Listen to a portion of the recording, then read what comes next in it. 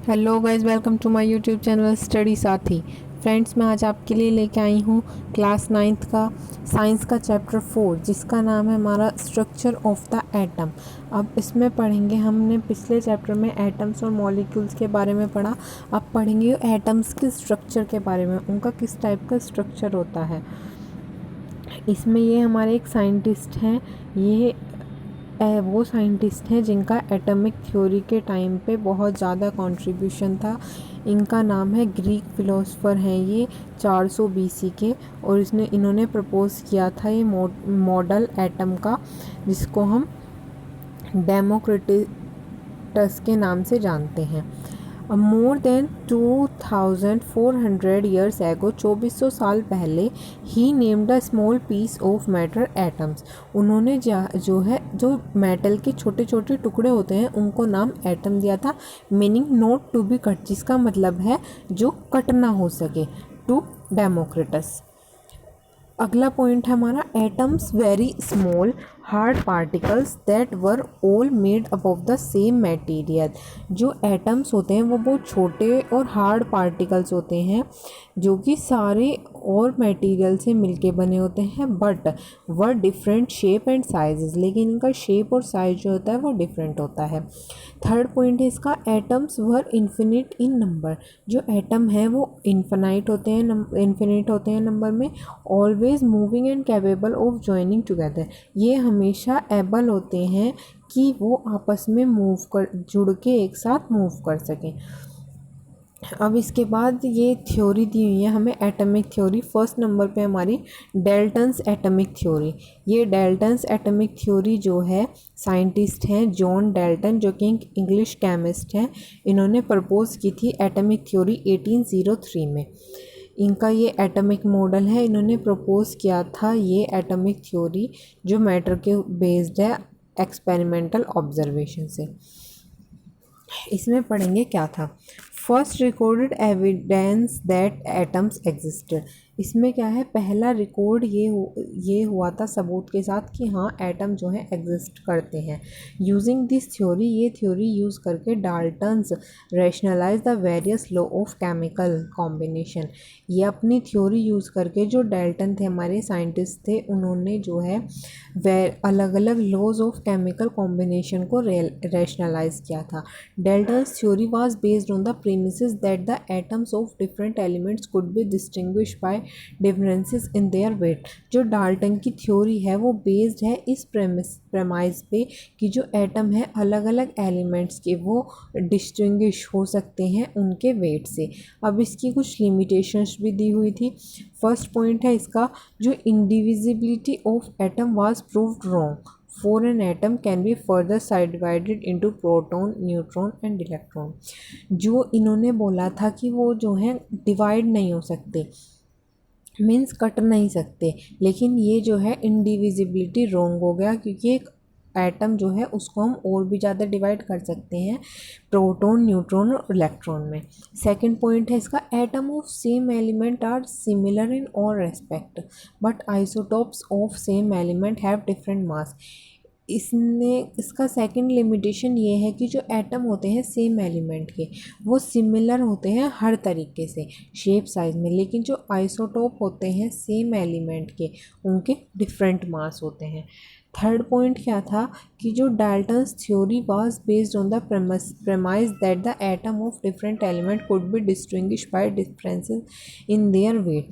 Third limitation ये थी कि डाल्टन की थ्योरी जो है थी, बेस थी इस प्रेमाइज पे कि जो एटम है डिफरेंट एलिमेंट के, उनको हम डिस्टिंग्विश कर सकते हैं उनके अलग अलग वेट से। अगले हैं हमारे साइंटिस्ट जोसेफ जॉन थॉमसन। ये ब्रिटिश के फिजिसिस्ट हैं और नोबल लॉरेट हैं। इन्होंने प्रपोज करा atomic model, plum pudding model, ठीक है। डिस्कवर करे इन्होंने इलेक्ट्रॉन्स 1897 में। इन्होंने शो करा कि एटम जो है स्प्लिट हो सकता है और भी ज़्यादा छोटे पार्ट्स में। उसकी discovery, his discovery was the first steps towards the detail model of the atom. उनकी जो डिस्कवरी थी वो पहला स्टेप था मॉडल, जो एटम का मॉडल है उसके बारे में और डिटेल में जानने के लिए। इसके फर्स्ट पॉइंट दिया हुआ है कि an atom is a uniform sphere of positive charge as well as negative charge. जो एक एटम है यूनिफॉर्म स्फेयर है जिसमें पॉजिटिव चार्ज मीन्स जो प्रोटॉन्स की प्रेजेंस में होते हैं और नेगेटिव चार्ज जो प्रेजेंस में होते हैं इलेक्ट्रॉन की, वो दोनों होते हैं। सेकंड पॉइंट है electron is a negatively charge component of an atom which exist outside the nucleus. एक इलेक्ट्रॉन जो है एक नेगेटिव चार्ज कंपोनेंट है एटम का, क्योंकि वो उसके अंदर जो है एग्जिस्ट करते हैं न्यूक्लियस बाहर। Each electron carried one unit of negative charge and has a small very mass compared with net of neutron and proton। अगला क्या है इसमें कि जो हर इलेक्ट्रॉन होता है वो कैरी करता है एक यूनिट में नेगेटिव चार्ज, और उसका मास जो होता है न्यूट्रॉन और प्रोटॉन के कंपेयर में बहुत ज़्यादा छोटा होता है। ये इसमें डायग्राम बताया गया है effect of electric current on cathode rays. जो कैथोड रेज होती हैं उनका इलेक्ट्रिक फील्ड के ऊपर क्या इलेक्ट्रिक इफेक्ट फील्ड पर क्या क्या इफेक्ट पड़ता है कैथोड रेज के ऊपर। कि ठीक है, ये हमें कैथोड दी हुई है, इधर एनोड है, ये कैथोड में नेगेटिव साइन है, एनोड में पॉजिटिव साइन है। ये इलेक्ट्रिक फील्ड है हमारा, ऊपर नीचे पॉजिटिव है ऊपर नेगेटिव है। इसमें ये इसकी कैथोड की रेज आ रही है। ठीक है, इसकी दी हुई है कि जो जे थॉमसन है, according to J Thomson means Joseph John Thomson के अकॉर्डिंग इन्होंने जो है यूज़ किया था cathode ray tubes to demonstrate that the cathode ray respond to both magnetic and electric fields. Means जो जे थॉमसन था उन्होंने कैथोड रे ट्यूब यूज़ की थी ये डेमोन्स्ट्रेट करने के लिए कि जो कैथोड रे हैं वो रिस्पॉन्ड करती हैं दोनों में, मैग्नेटिक और इलेक्ट्रिक फील्ड दोनों में। इसके बाद है since the ray was attractive to a positive electric plate placed over the cathode ray tube, he determined that the ray must be composed of negatively charged particles। उसमें ये हुआ था कि जब उन्होंने दोनों के साथ उसको डेमोन्स्ट्रेट किया था तो जो वो थी रे थी वो अट्रैक्ट हुई थी पॉजिटिव की तरफ, पॉजिटिव की तरफ जो है कैथोड के ओवर, नेगेटिव की बजाय पॉजिटिव की तरफ ज़्यादा वो हुई थी। तो उन्होंने डिटरमाइन कर लिया कि वो जो है रे जो है कंपोज हो रही होगी नेगेटिव चार्ज पार्टिकल्स में, इसलिए जो है नेगेटिव पार्टिकल्स को इलेक्ट्रॉन बोलते हैं। अब इसकी लिमिटेशन क्या है? Model fail to explain how proton and electron were arrange in atom so close to each other. इसकी ये लिमिटेशन की है कि ये मॉडल जो है फेल हो गया एक्सप्लेन करने में कैसे प्रोटॉन और इलेक्ट्रॉन को अरेंज करे एक एटम में ताकि सो क्लोज, इतने एकदम से इतने पास एक दूसरे के। अगला साइंटिस्ट आया फिर जे थॉमसन के बाद अगला साइंटिस्ट थे हमारे यूजीन गॉल्डस्टीन। ये एक जर्मन फिजिस्ट थे, इन्होंने भी प्रपोज किया था एटॉमिक मॉडल। इसमें क्या था, canal rays which has electrical and magnetic properties opposite to an electron. Canal rays which had electrical and magnetic properties opposite to an electron. Canal rays क्या होते हैं? कैनल रेज वो raise हैं जो कि इलेक्ट्रिक और मैग्नेटिक प्रॉपर्टीज़ जो हैं इलेक्ट्रॉन के अपोजिट होते हैं। जिसमें प्रोटॉन्स क्या हैं? जो कैनल रेज हैं पॉजिटिव चार्ज करती हैं सब एटमिक पार्टिकल्स को, उन्हें हम प्रोटॉन बोलते हैं। इसमें कुछ क्वेश्चंस दिए हुए हैं, आप इनको पढ़ लें। कि फर्स्ट क्वेश्चन है जैसे इसमें मॉडल जो है एटम का प्रपोज हुआ थॉमसन के द्वारा। जो हमारा जे थॉमसन था उन्होंने कौन सा मॉडल प्रपोज किया था वो बता देंगे। अगला है नेचर कैसा होता है चार्ज ऑन इलेक्ट्रॉन्स का, पॉजिटिव होता है नेगेटिव होता है। थर्ड क्वेश्चन है कैनल रेज क्या होती हैं जिनके अंदर वो इलेक्ट्रिक और मैग्नेटिक प्रॉपर्टीज़ अपोजिट होती हैं इलेक्ट्रॉन के। फोर्थ है नेचर कैसा है कॉन्स्टिट्यूट ऑफ कैनल रेज का। ये सब। उसके बाद हमारा अगला पॉइंट है रुदरफोर्ड्स स्कैटरिंग एक्सपेरिमेंट।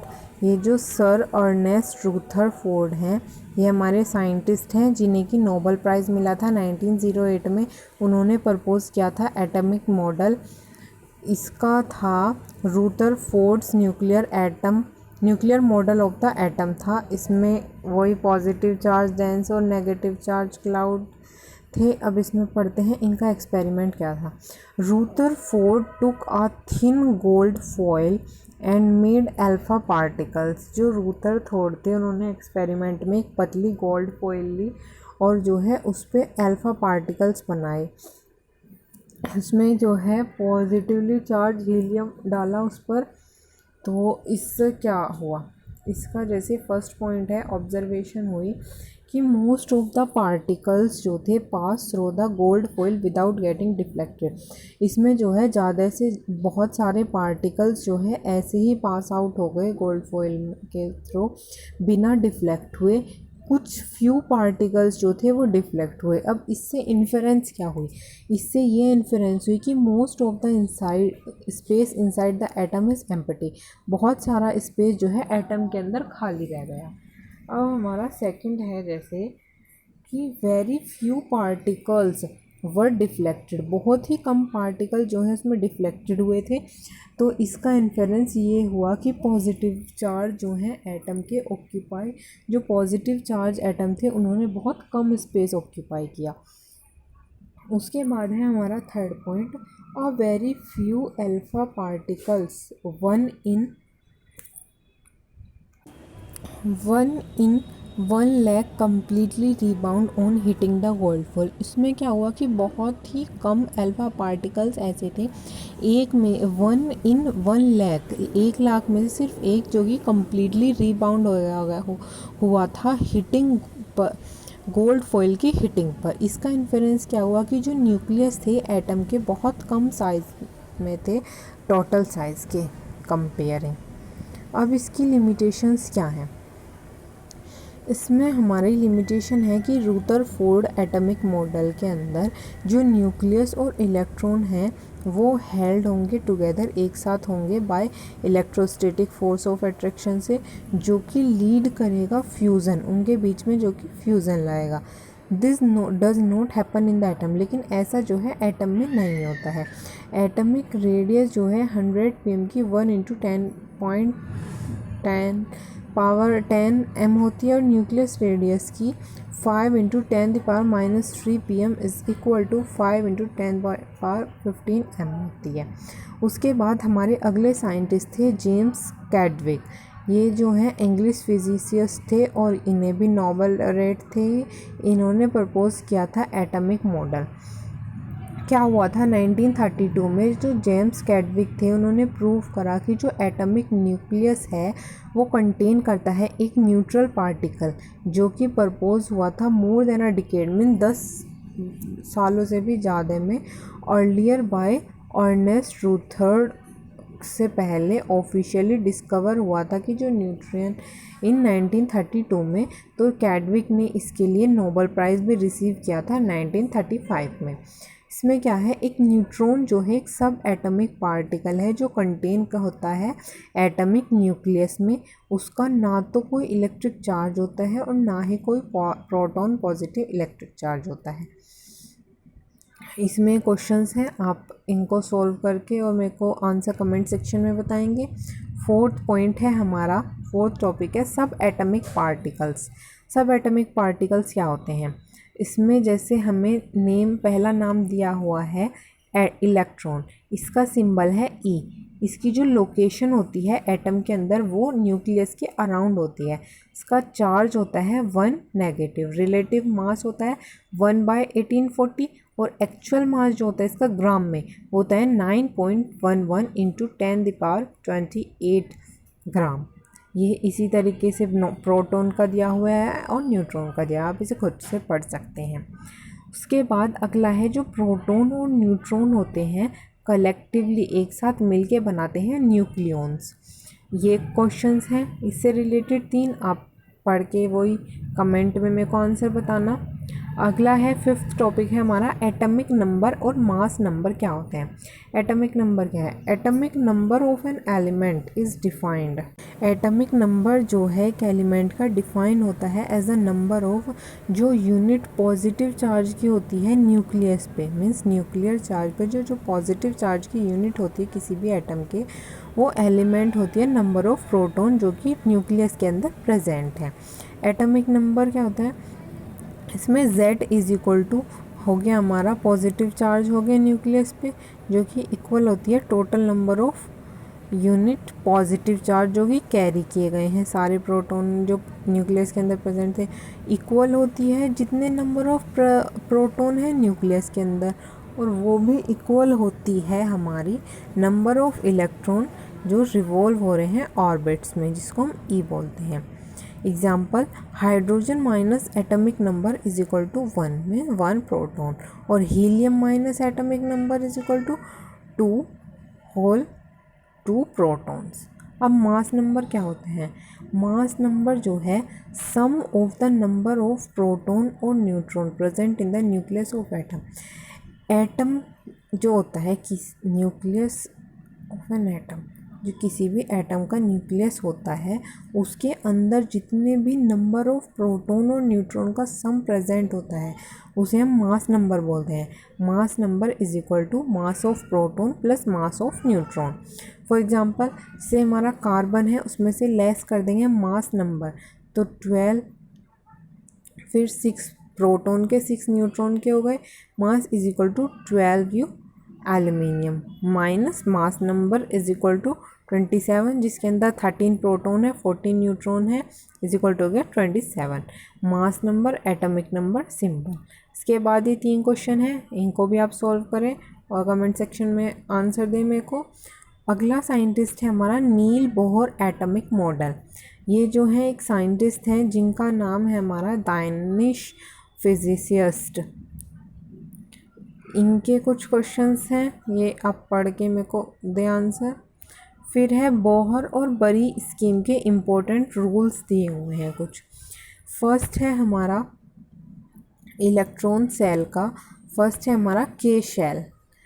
इसमें जो है क्या होता है, के शेल में 2n की 2, जहाँ पे n जो है हमारा शेल नंबर है, जिसकी हो जाएगी 2 × 1 की 2 से, जिसके अंदर मैक्सिमम कैपेसिटी जो होती है वो 2 इलेक्ट्रॉन की होती है।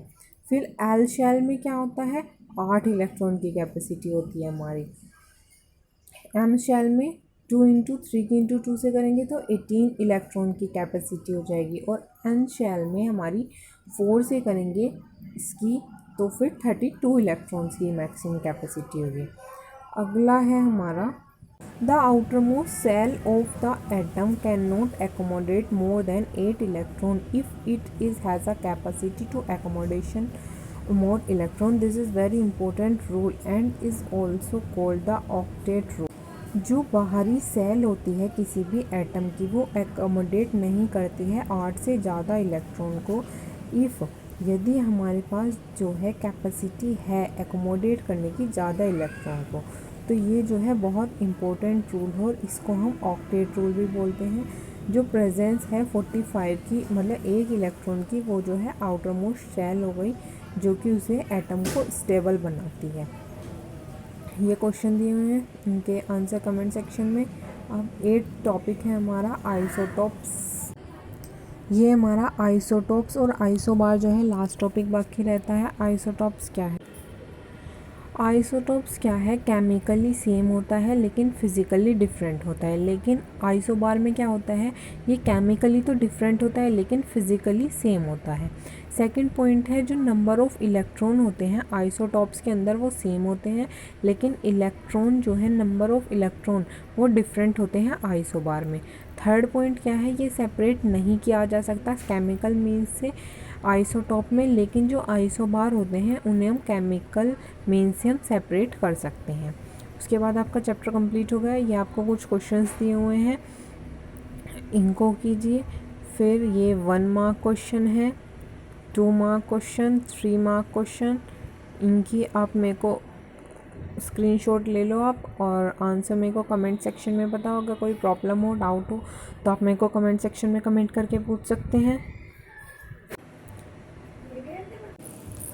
ये आपको कुछ फंडामेंटल पार्टिकल्स दिए हुए हैं एटम के, आपको हेल्पफुल होंगे। इसमें कितनी सब कुछ दिया हुआ है। इसमें इलेक्ट्रॉन क्या है, उनके क्या सिंबल हैं, एटॉमिक नंबर, उनके इलेक्ट्रॉन कितने प्रेजेंट होते हैं उसके अंदर, फिर प्रोटॉन, न्यूट्रॉन, एटॉमिक मास, फिर KLMN की कॉन्फ़िगरेशन भी दे रखी है और वैलेंसी भी दी हुई है। आप इसको स्क्रीनशॉट लें और उसको फिर बाद में याद करें, आपको बहुत ज़्यादा हेल्पफुल होंगे। वीडियो पसंद आई हो तो please like, share and subscribe my channel. Thank you very much.